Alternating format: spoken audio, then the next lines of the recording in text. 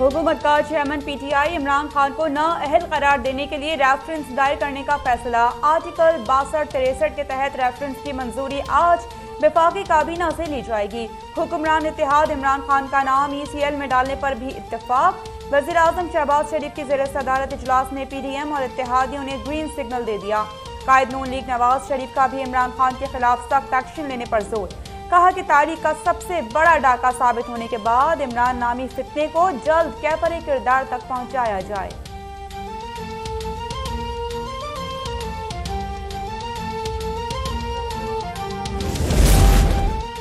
Foreign funding case में इमरान खान और तहरीक इंसाफ पर फर्द जुर्म आयद हो गई। इमरान खान मुलजिम से मुजरिम करार दिए जा चुके। अब आइन और कानून के मुताबिक उनकी सजा के तयन का वक्त है। सरबरा PDM मौलाना फजलुर रहमान का मौक़िफ़ कहा साबित हो गया कि इमरान खान गैर मुल्की एजेंट और कठपुतली हैं। अकबर एस बाबर कह चुके कि 2011 में उन्होंने इमरान खान को जराइम से आगाह किया था। अब इमरान खान की फॉरेन फंडिंग से लाइल्मी मज़हक़ खेज़ है। इस वक्त मसला रियासत की बका का है। रियासती इदारे मुल्क को बचाएं।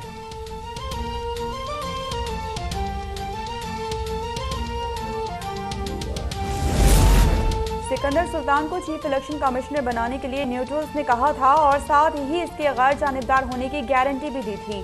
चेयरमैन PTI इमरान खान का टीवी इंटरव्यू। कहा कि आज इलेक्शन कमीशन के बाहर पुरअमन एहतजाज भी करेंगे, रेड जोन नहीं जाएंगे। इलेक्शन कमीशन नून लीग और पीपल्स पार्टी की फंडिंग केस का फैसला क्यों नहीं देता?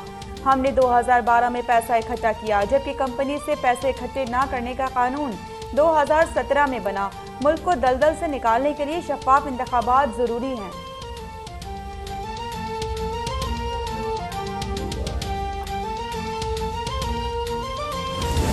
रिपोर्ट्स ये हैं कि अगर इनको in front of election commission of Pakistan office जमा होने की इजाज़त दी गई तो ये वहाँ पे वायलेंस जो है कर सकते हैं। मैं इन्हें वार्न करता हूँ, आप रेड जोन में जो है वो कल दाखिल होने की कोशिश हरगिज़ ना करें। इलेक्शन कमीशन का दफ्तर रेड जोन में है और रेड जोन में किसी को एहतजाज की इजाज़त नहीं। अगर किसी ने कानून को हाथ में लिया तो सख्ती से निपटा जाएगा। वज़ीर दाखिला राना सनाउल्लाह की PTI की क़यादत और कारकुनों को वार्निंग। वज़ीर इत्तलात मरियम औरंगज़ेब के हमरा प्रेस कॉन्फ्रेंस में कहा कि PTI को इलेक्शन कमीशन पर हमले की इजाज़त नहीं दी जा सकती। पुरअमन एहतजाज के लिए जो जगह मुख्तस हैं वहाँ किया जाए।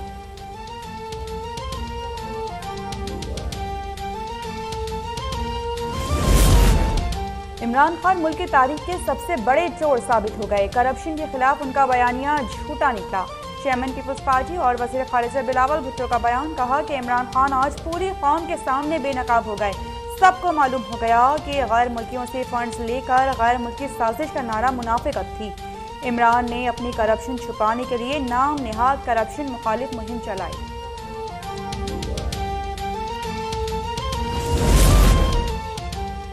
हुकूमत के पास पार्टी तहलील करने का इख्तियार नहीं। इमरान खान का नाम ECL में डालना हिमाकत होगी। रहनुमा PTI फवाद चौधरी का जवाब। कहा इलेक्शन कमिश्नर ने ममनुआ फंडिंग केस का फैसला हुक्मरान इत्तेहाद से मुलाकात के बाद वज़ीर कानून की ख्वाहिश पर दिया। इलेक्शन कमीशन ने 2 फैसले दिए। रेफरेंस हुकूमत को भेजने की बात बाद में शामिल की गई। उम्मीद है अदालत ये फैसला कलअदम करार देगी। इलेक्शन कमीशन के फैसले में गलतियों के पहाड़ हैं। ओवरसीज पाकिस्तानियों को भी गैर मुल्की करार दिया गया।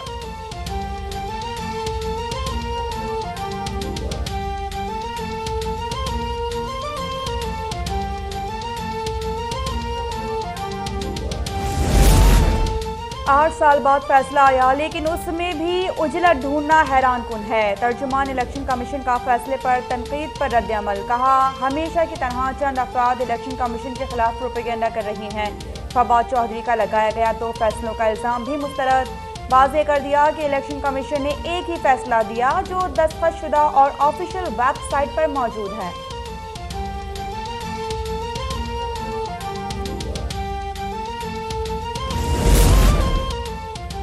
गैर मुल्की कंपनियां इमरान खान पर सरमायाकारी क्यों करती थीं? भारतीय, इमाराती, बरतानवी, अमरीकी उन्हें पैसा क्यों देते थे? ये रकूम जायज़ तरीके से दी गई तो फिर अकाउंट्स क्यों छुपाए गए? वफाकी वजीर साद रफीक ने PTI क़यादत पर सवालात की बौछार कर दी। एहसन इकबाल बोले इमरान खान में ज़रा सी भी अखलाकियात होती तो पार्टी चेयरमैनशिप छोड़ देते। दूसरों पर इल्ज़ामात लगाने वाले इमरान खान की अपनी रसीदें दिखाने की बारी आई तो इनका रोना धोना ही ख़त्म नहीं हो रहा।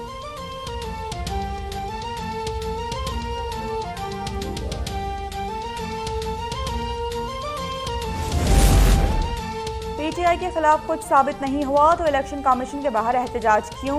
वज़ीर इत्तला सिंध शर्जील मेमन का सवाल। पूछा कि इमरान खान कब तक अदालतों के पीछे छुपते रहेंगे। PTI मनी लॉन्ड्रिंग साबित होने पर बौखलाहट का शिकार हो गई है। PTI कब तक आवाम को बेवकूफ़ बनाती रहेगी। इमरान खान का मकरूह चेहरा आवाम के सामने बेनकाब हो चुका है।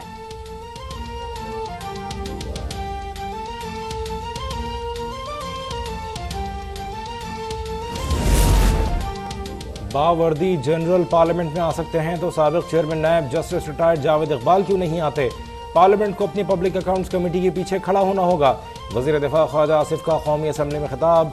नूर आलम भी कौमी असम्बली में फट पड़े, बोले जावेद इकबाल को जस्टिस नहीं कहूँगा क्योंकि वो मुजरिम है। खातून से गैर अखलाकी वीडियो पर उन्हें बुलाया लेकिन वो पेश नहीं हुए।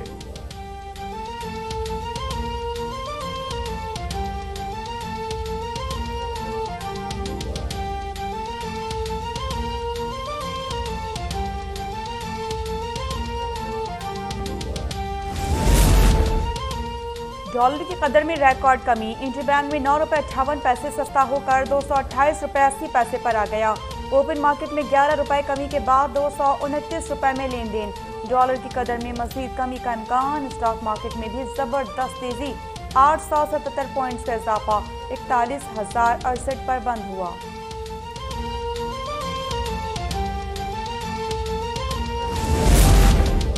Lieutenant general Asif Ghafoor corps commander Quetta तैनात। ISPR के मुताबिक लेफ्टिनेंट जनरल आसिफ गफूर को शहीद लेफ्टिनेंट जनरल सरफराज अली की जगह तैनात किया गया।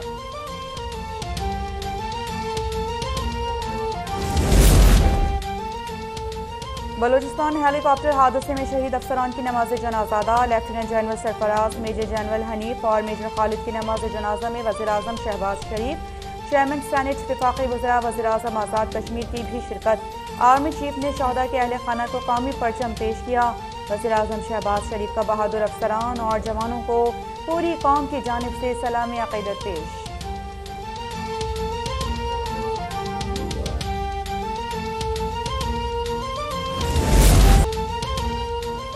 हेलीकॉप्टर हादसे में लाड़काना के शहीद मेजर मोहम्मद सईद की फौज के एजाज़ के साथ तदफीन के मौके पर इंतहाई जज्बाती मनाजिर। शहीद के वालिद ने बुलंद हौसले से बेटे के सामान को आंखों से लगाया और चूमा। अफसर ने शहीद के वालिद के हौसले को देखकर उनके हाथों चेहरे को बोसा दिया और सल्यूट किया।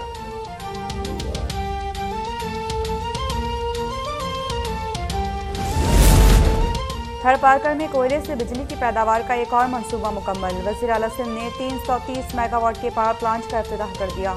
थर के कोयले से बिजली की मजमूई पैदावार 900 मेगावाट हो गई। तकरीब से खिताब में मुराद अली शाह ने कहा कि मंसूबे से अरबों डॉलर्स की बचत होगी। इलाका तरक्की कर रहा है और लोगों की जिंदगी में मुस्बत तब्दीली आ रही है। थर में रेलवे ट्रैक मंसूबे पर काम जारी है।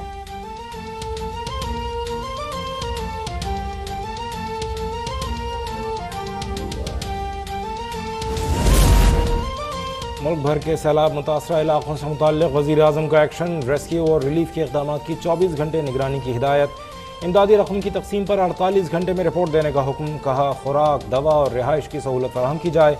मुतासरीन हमारी तरफ देख रहे हैं, कोताही बर्दाश्त नहीं की जाएगी।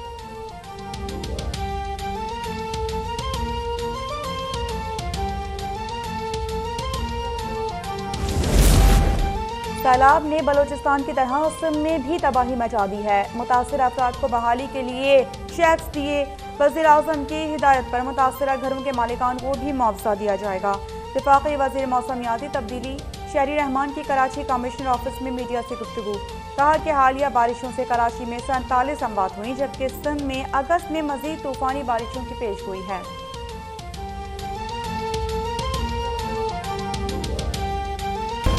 और कराची में मानसून का एक और धुआंधार स्पेल बरसने को तैयार। शहर में 6 से 9 अगस्त तक गरज चमक के साथ बारिश की पेश गोई। कराची और सिंध के दीगर शहरों में अर्बन फ्लडिंग का खतरा। आज बालाई पंजाब, खैबर पख्तूनख्वा, शिमाल मशरकी बलोचिस्तान, कश्मीर और गिलगित बल्तिस्तान में बारिश का इम्कान।